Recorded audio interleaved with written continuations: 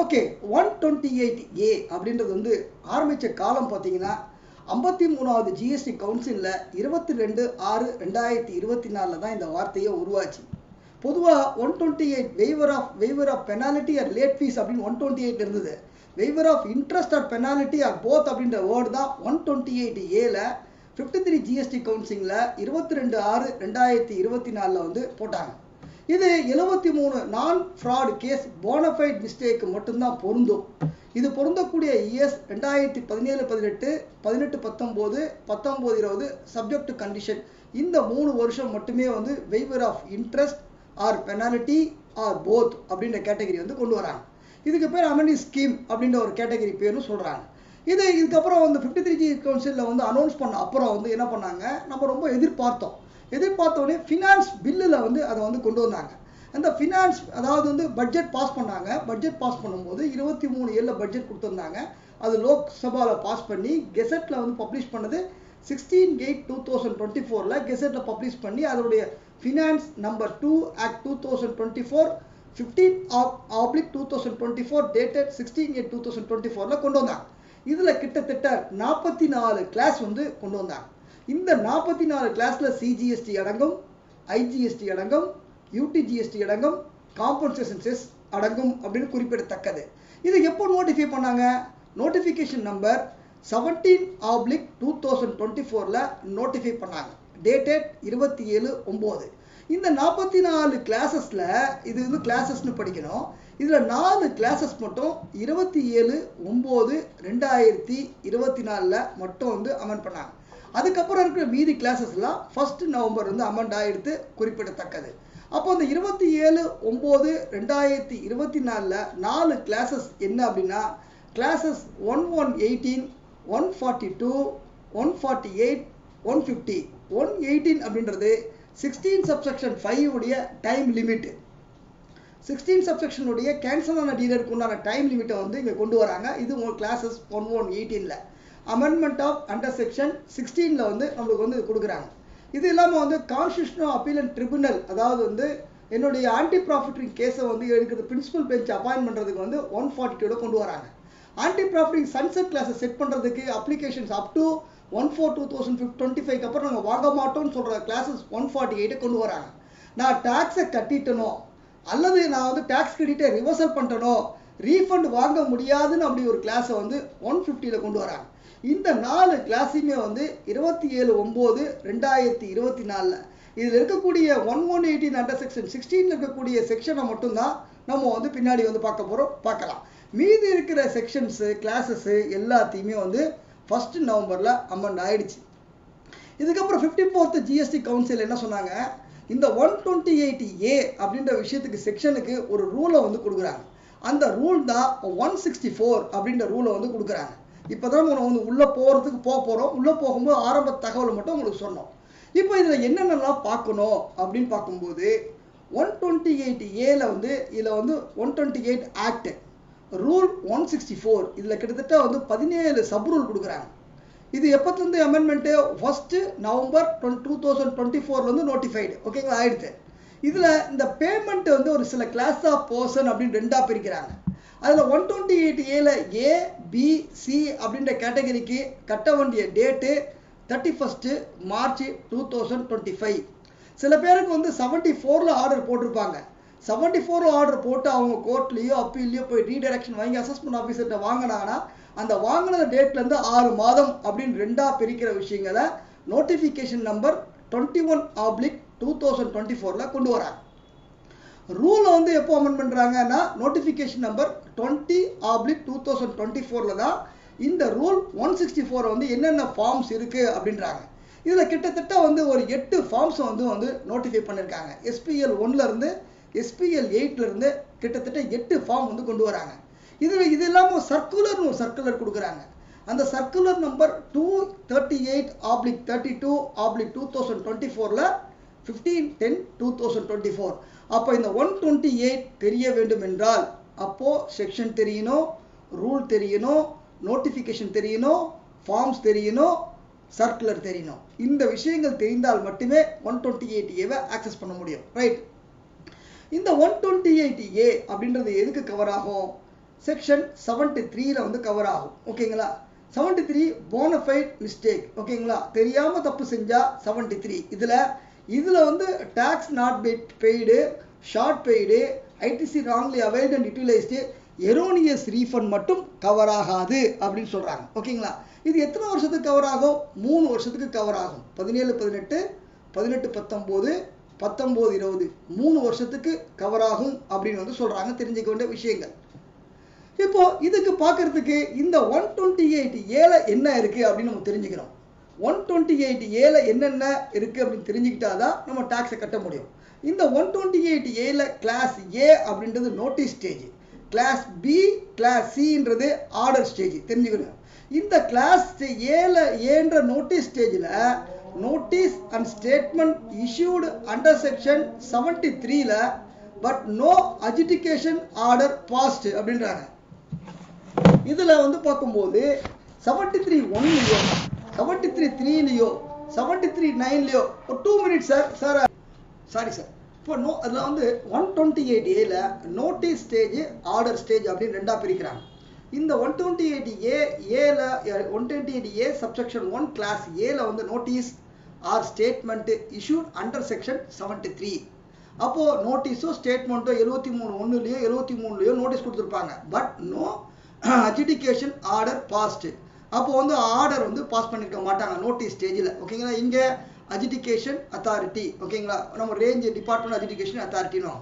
இந்த மாதிரி கேசஸை என்னைக்குள்ள பே பண்ணணும்னா 31/3/2025 பே பண்ணணும். ஆர்டர் அப்படின்னு பார்க்கும்போது adjudication order under section 73 first appeal filed but no order in appeal. அதாவது ஆர்டர் போட்டிருப்பாங்க ஆஃபீஸரு, அந்த ஆர்டர் போட்டதை நான் அப்பீலில் ஃபைல் பண்ணியிருக்கேன், இன்னும் எனக்கு ஆர்டர் வரல. அந்த மாதிரி கேசஸ் இருந்ததுன்னா 31/3/2025 பணத்தை வந்து ஃபுல்லாக கட்டிடணும். எந்த பெண்டிங்கும் வைக்கக்கூடாது. ஓகேங்களா? அடுத்து மூணாவது அப்பீலில் ஆர்டர் போட்டாங்க, நான் order in appeal is passed, appeal file before, அதாவது வந்து ட்ரிபுனலில் நான் வந்து ஃபைல் பண்ணலை. அந்த மாதிரி கேசஸ் எல்லாமே வந்து அப்பீல் ஆர்டர் பண்ணி ட்ரிபுனலில் போகாத கேசஸ் ஆர்டர் இருந்தாலும் 31/3/2025. பேசிக்காக நோட்டீஸாக இருந்ததுன்னா 31/3/2025, ஆர்டராக இருந்தால் பிஎன்சி.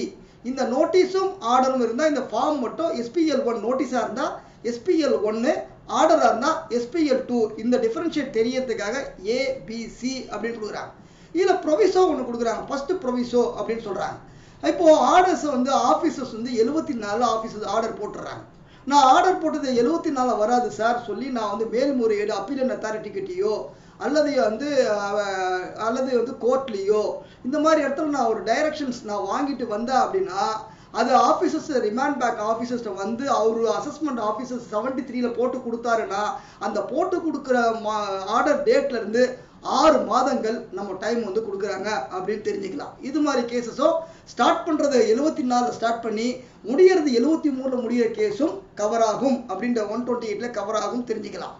அடுத்தபடியாக செகண்ட் ப்ரொவிசோ, நான் ஃபேவராக ஆர்டர் வாங்கியிருப்பேன், ஆனால் டிபார்ட்மெண்ட்டில் வந்து அந்த ஆர்டர் சரியில்லை அப்படின்னு சொல்லி அட்வர்ஸாக இருக்கும், டிபார்ட்மெண்ட் வந்து அப்பீல் வந்து ஃபைல் பண்ணோம். அந்த மாதிரி கேஸில் இவ்வளோ டிமாண்டுன்னு சொன்னாங்கன்னா அந்த டிமாண்டை வித்தின் 3 மந்த்துக்குள்ளே கட்ட வேண்டும் சொல்கிறதா. அப்படி கட்டவில்லை என்றால் இந்த ஸ்கீமுக்குள்ளே போக முடியாது, வாய்டு அப்படின்ற மாதிரி விஷயங்கள் சொல்கிறாங்க. அப்போது 128A இருக்கக்கூடிய ABC first proviso second proviso தெரிஞ்சிக்க வேண்டிய விஷயங்கள். இதில் நான் வந்து பணத்தை இன்ட்ரெஸ்ட் வட்டியும் பெனால்ட்டியும் நான் கட்டிட்டேன் சார் அப்படின்னு கேள்வி கேட்டிங்கன்னா எந்த ஒரு ரீஃபண்டும் கிடைக்காது, இந்த ஸ்கீமில் எலிஜிபிலிட்டி கிடையாது அப்படின்ற விஷயங்கள் தெரிஞ்சிக்க வேண்டிய விஷயங்கள். இதில் சப்செக்ஷன் 2 அப்படின்றாங்க. இது எது கவர் ஆகும்?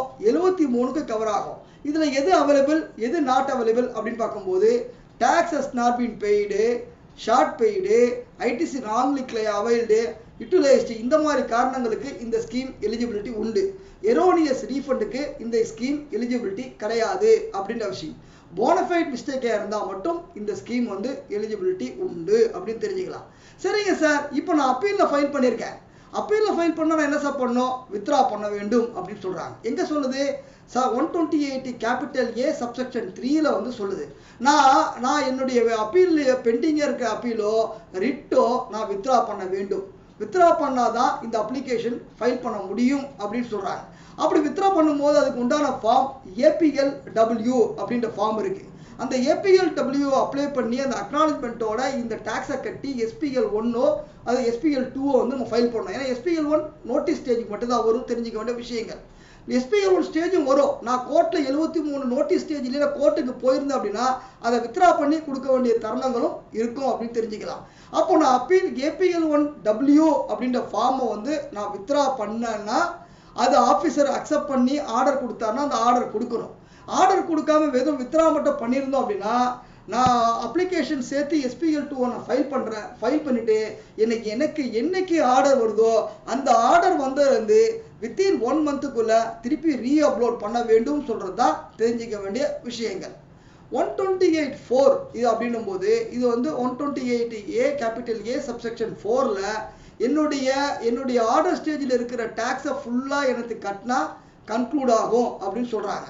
இதை எதிர்த்து நான் பணத்தை 128 பணத்தை கட்டிட்டேன் அப்படின்னா திருப்பி நான் வந்து ஃபர்தர் அப்பீலோ ட்ரிபுனலோ போக முடியாது அப்படின்னு சொல்கிற 128Aல இருக்கிற waiver of interest and penalty. இதில் இருக்கக்கூடிய நோட்டீஸ் ஸ்டேஜ்லேயோ ஆர்டர் ஸ்டேஜ்லேயோ நம்ம வந்து பார்க்கலாம், இதெல்லாம் வந்து அப்ளை பண்ணலாம். அப்படி இருக்கும்போது நோட்டீஸ் ஸ்டேஜ் ஆர்டர் ஸ்டேஜில் இருக்கிறது பணத்தை கட்டுறதுக்கு டேட் எல்லாமே 31st March 2025 அப்படின்னு நம்ம தெரிஞ்சுக்கலாம். 74ல ஸ்டார்ட் பண்ணி 73ல வந்து ஆஃபீஸர் ரீடிட்டர்மின் ஆர்டர் வாங்கணும் அப்படின்னா அந்த ஆர்டர் வாங்கினதுலேருந்து 6 மாதத்துக்குள் அந்த கேஸை வந்து நம்ம வந்து 6 மாதம் டைம் லிமிட் அப்படின்னு விஷயங்கள் கொடுக்குறாங்க. இதெல்லாம் வந்து நீங்கள் வந்து தெரிஞ்சுக்க விஷயங்கள் நோட்டிஃபிகேஷன்லாம் முன்னாடி கொடுத்துருக்கேன். நோட்டிஃபிகேஷன் நம்பரு இது இருக்கு பாருங்க. இது வந்து 20/21 தான் இந்த டேட் ஆஃப் பேமெண்ட். இதெல்லாம் நம்ம தெரிஞ்சிக்க வேண்டிய விஷயங்கள். புது செக்ஷனாக இருக்கிறதுனால கொஞ்சம் சொல்லி பார்க்கறதுனால ஈஸியாக இருக்கும். இதுதான் வந்து 128Aல இருக்கக்கூடிய செக்ஷன்ஸில் இருக்கக்கூடிய விஷயங்கள். இப்போ சார் நோட்டீஸ் ஸ்டேஜில் ஓகேங்களா, நோட்டீஸ் ஸ்டேஜில் இருக்கு. இப்போ கிளாஸ் A அப்படின்னு சொல்லும்போது இதில் கிளாஸ் A சப்செக்ஷன் 128Aல இருந்தது, அந்த மாதிரி ஸ்டேஜில் இருந்தது அப்படின்னா 73ல இருந்ததுன்னா இந்த வித்தின் 3 இயர்ஸில் இருந்ததுன்னா SPL 1 அப்படின்ற அப்ளிகேஷனை எலக்ட்ரானிக்கலி ஃபைல் பண்ண வேண்டும் சொல்றது தெரிஞ்சிக்க வேண்டிய விஷயங்கள். ரைட் சார், இந்த ஆர்டர்ல எனக்கு 16 சப்செக்ஷன் 5 16 சப்செக்ஷன் 6 ஆர்டர் இருந்தது அப்படின்னா அதை அந்த அமௌண்ட்டை வந்து கால்குலேட் பண்ணுறதை வந்து நீங்கள் கழிச்சிக்கலாம். Calculated after deducting the amount, அதை கழிச்சுக்கிட்டு நம்ம அப்ளை பண்ணலாம். ஏன்னா அதுக்கு தனி சேனல் அந்த மாதிரி, அதாவது வந்து டைம் லிமிட் முடிஞ்சு நான் லேட்டாக கிளைம் பண்ணியிருப்பேன். அதுதான் 16 சப்செக்ஷன் 5ல டைம் லிமிட்டை ஃபர்ஸ்ட் 4 இயர்ஸ்க்கு 30th November 2021 கொடுத்தாங்க. அந்த மாதிரி கேசஸ் ஏதாவது இந்த ஆர்டரில் இருந்ததுன்னா அதை நம்ம டிடெக்ட் பண்ணி நம்ம வந்து போய்க்கலாம் அப்படின்னு சொல்கிற விஷயங்களை. ஏன்னா தனி சேனல், அதனால் இதை கழிச்சிக்கலாம் அப்படின்னு விஷயங்களை ஒரு எக்ஸெப்ஷன் வந்து கொடுக்குறாங்க. தெரிஞ்சிக்க வேண்டிய விஷயங்கள். இதனுடைய நான் அந்த செக்ஷன் 16 5 16 6 இதெல்லாம் நான் எங்கே பார்க்கணும் அப்படின்னா ஒரு ஸ்பெஷல் ப்ரொசீஜரை வந்து நோட்டிஃபை பண்ணுறாங்க 148ல. நோட்டிஃபிகேஷன் நம்பர் 22/2024ல 8th October 2024ல கொடுத்துருக்காங்க, குறிப்பிடத்தக்கது. இப்போ இந்த ஸ்டேஜில் நான் வந்து பணத்தை கட்டுறேன். அப்போ ஃபார் எக்ஸாம்பிள் நோட்டீஸ் ஸ்டேஜில் இருக்கேன். நோட்டீஸ் ஸ்டேஜில் நான் பணம் கட்டணும் அப்படின்னா நான் வந்து DRC 003 பணத்தை வந்து கட்டுவேன். அப்போ நோட்டீஸ் ஸ்டேஜில் இருக்கும்போது DRC 03, ஆர்டர் ஸ்டேஜ் இருக்கும்போது சில பேர் என்ன பண்ணியிருப்பாங்க DRC 03ல கட்டியிருப்பாங்க. அப்படி கட்டினா அந்த லைபிலிட்டி வந்து கம்மியாகுமான்னு கேட்டால் பிக் நோ, கம்மியாகாது. பொதுவாக அந்த டிமாண்ட் ஃபார் அவுட்ஸ்டாண்டிங்கில் போய் கிளியர் பண்ண எலக்ட்ரானிக் லைபிலிட்டி, அந்த எலக்ட்ரானிக் லைபிலிட்டி ரிஜிஸ்டரில் போய் தான் நம்ம ஆப்செட் பண்ணணும். அப்படி ஆப்செட் பண்ணாமல் DRC 7 வந்த அப்புறம் சில பேர் DRC 03ல கட்டிடுவாங்க. ஓகேங்களா? அப்போ DRC 03ல கட்டணும் அப்படின்னா இந்த லைபிலிட்டி கம்மி பண்ணுறதுக்கு உண்டான ஒரே ஃபார்ம் தான் DRC 03A அப்படின்னு சொல்கிறாங்க. இந்த 3A நேற்று எனேபிள் பண்ணாங்க, ஆனால் அந்த DRC நம்பர் எடுத்துக்க மாட்டேங்குது. கீழே இருக்க அவுட்ஸ்டாண்டிங் எல்லாம் நம்ம வருது. அப்போ இன்னும் அட் தி ஏர்லியஸ்ட் வந்து போர்ட்டல் சரியாயிடும். DRC 03A அப்படின்ற ஒரு விஷயங்களை பார்க்குற மாதிரி போர்ட்டல் கொடுத்துருக்காங்க, குறிப்பிடத்தக்கது, தெரிஞ்சிக்க வேண்டிய விஷயம்.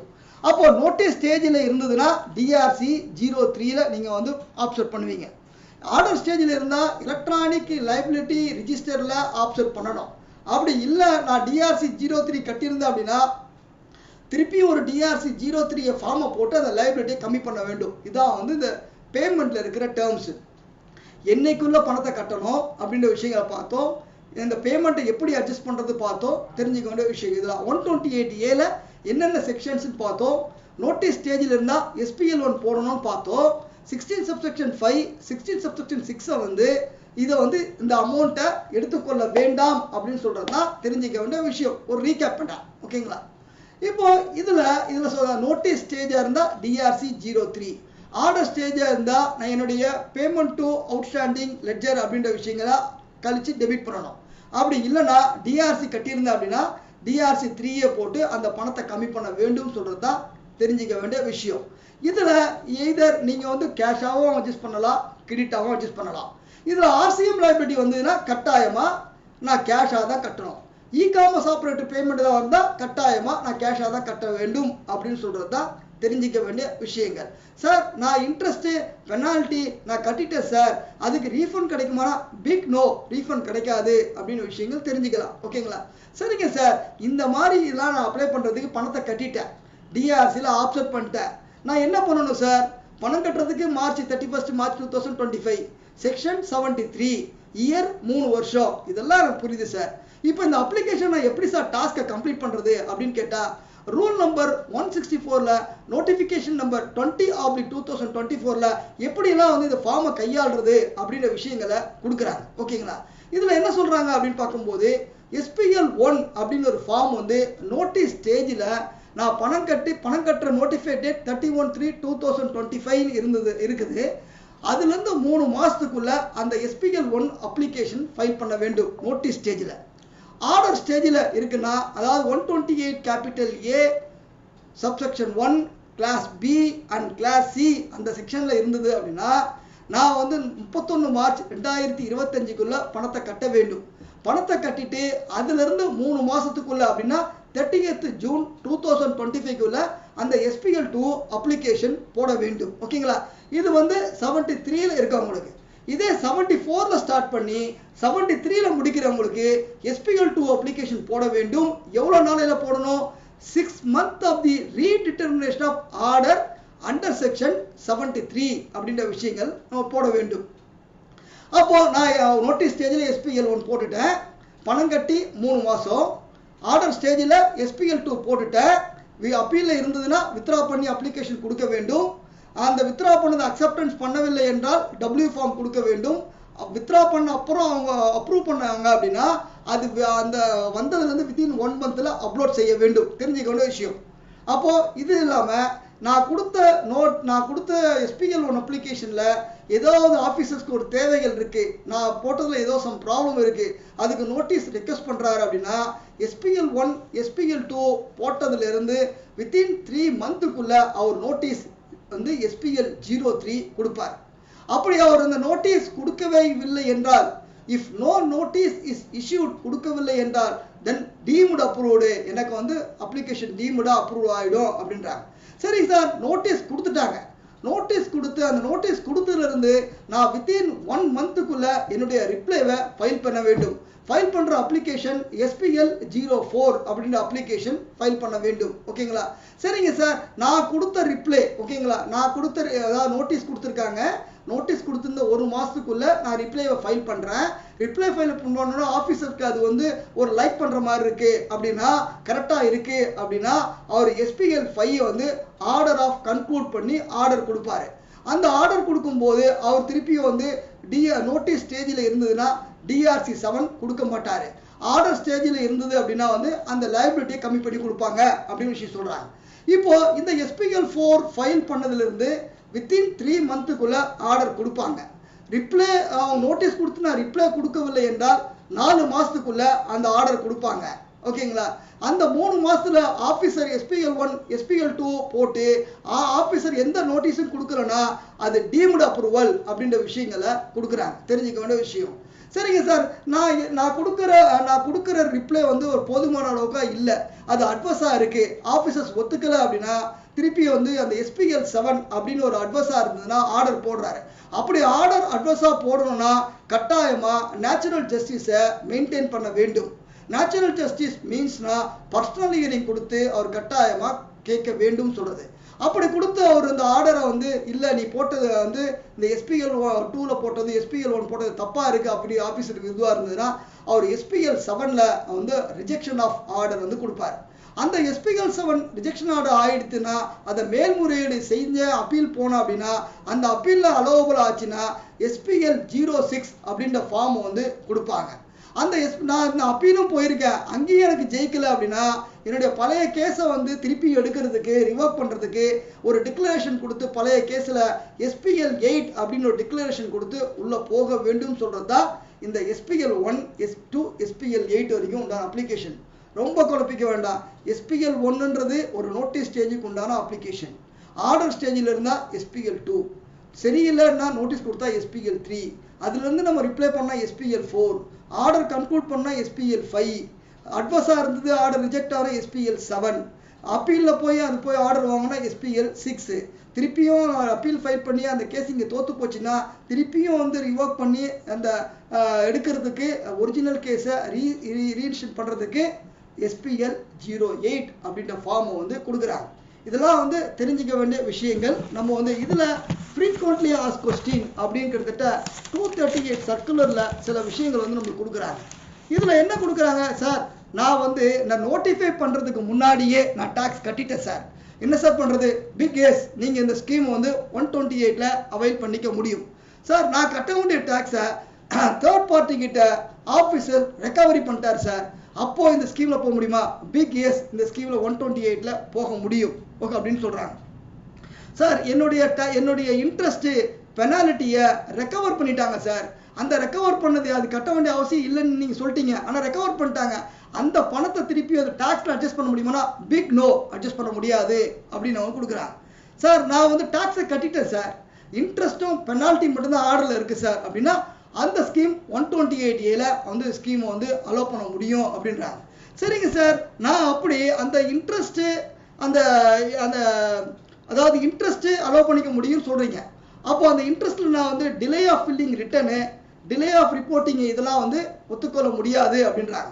நான் வந்து இன்ட்ரெஸ்ட்டு நான் டிலேயாக பண்ண இன்ட்ரெஸ்ட் இதெல்லாம் வந்து அந்த இன்ட்ரெஸ்ட்டில் ஒத்துக்க முடியாது அப்படின்னு விஷயங்கள் கொடுக்குறாங்க. சார் ஒரு 5 பாயிண்ட்ஸ் இருக்குது சார், அதில் 3 பாயிண்ட்ஸ் நான் ஒத்துக்கிறேன் சார், 2 பாயிண்ட்ஸ் நான் ஒத்துக்கல சார் அப்படின்னு கேட்டால் பிக் நோ, 5 பாயிண்ட்ஸுமே நான் வந்து க்ளோஸ் பண்ணணும், பார்ஷியலி க்ளோஸ் பண்ண முடியாது அப்படின்னு விஷயங்கள் சொல்கிறாங்க சார். தெரிஞ்சுக்கிற விஷயம் சார். இதில் ஐஜிஎஸ்டி காம்பன்சேஷன் செஸ்ஸு இதெல்லாமே வந்து பண்ணலாமான்னா அதெல்லாம் வந்து அட்ஜஸ்ட் பண்ணலாம், ஒன்றும் பிரச்சனை கிடையாது அப்படின்னு. டிரான்சிஷனல் கிரெடிட்டு அலோவ் பண்ண முடியுமானா 128 கீழே அதெல்லாம் வந்து அலோவ் பண்ணலாம் அப்படின்றாங்க. தெரிஞ்சுக்க வேண்டிய விஷயம். பெனால்ட்டியில் வந்து சொல்லும்போது 73லையோ 122லையோ 125லையோ பெனால்ட்டி வந்தால் அதெல்லாம் 128A கீழே கொண்டு வர முடியும் சொல்கிறாங்க. இதில் இந்த டாக்ஸை வந்து நான் வந்து கிரெடிட்டில் அட்ஜஸ்ட் பண்ணலாமான்னு கேட்டால் கிரெடிட்டில் அட்ஜஸ்ட் பண்ணலாம். கிரெடிட்டில் அட்ஜஸ்ட் பண்ண முடியாதது ஆர்சிஎம் இ-காமர்ஸ் ஆப்ரேட்டர் லைபிலிட்டியை கிரெடிட்டில் அட்ஜஸ்ட் பண்ண முடியாது, கேஷில் மட்டும்தான் அட்ஜஸ்ட் பண்ணணும் அப்படின்ற விஷயங்கள் தான் இந்த 128A வந்து தெரிஞ்ச விஷயங்களை உங்களுக்கு ஷேர் பண்ணேன். இப்போ இதில் செக்ஷன் 73 போனஃபைட் மிஸ்டேக்கு மட்டும் கவர் ஆகும். 3 வருஷத்துக்கு 1718, 1819, 1920 கவர் ஆகும். டேக்ஸ் பேமெண்ட்டை 31 மார்ச் 2025 ஃபைல் பண்ணணும். ஃபைல் பண்ணி 3 மாதத்துக்குள்ளே எஸ்பிஎல் 1ஓ எஸ்பிஎல் 2ஓ ஃபைல் பண்ண வேண்டும். தெரிஞ்சிக்க வேண்டிய விஷயங்கள். இப்போ இந்த மாதிரி விஷயங்கள்லாம் கவர் ஆகுது. சார் இதில் ஏஎஸ்எம்டி 10 கவர் ஆகுமா சார், ஏடிடி 1 கவர் ஆகுமா சார், ஏடிடி 2 கவர் ஆகுமா சார், இன்ஸ்பெக்ஷன் 01 கவர் ஆகுமா சார், பிக் நோ கவர் ஆகாது அப்படின்னு விஷயங்கள். செக்ஷன் 73 மட்டும் நான் ஃப்ராட் கேசஸ் மட்டும்தான் கவர் ஆகும். தெரிஞ்சிக்க வேண்டிய விஷயங்கள். This is a understanding for எனக்கு தெரிஞ்ச வரைக்கும் வாட் எவர் லெவல் பெஸ்ட் இந்த 128A என்ன படிச்சனோ அதை கையாண்ட தெரிஞ்சிக்க வேண்டிய விஷயங்கள். இன்னொரு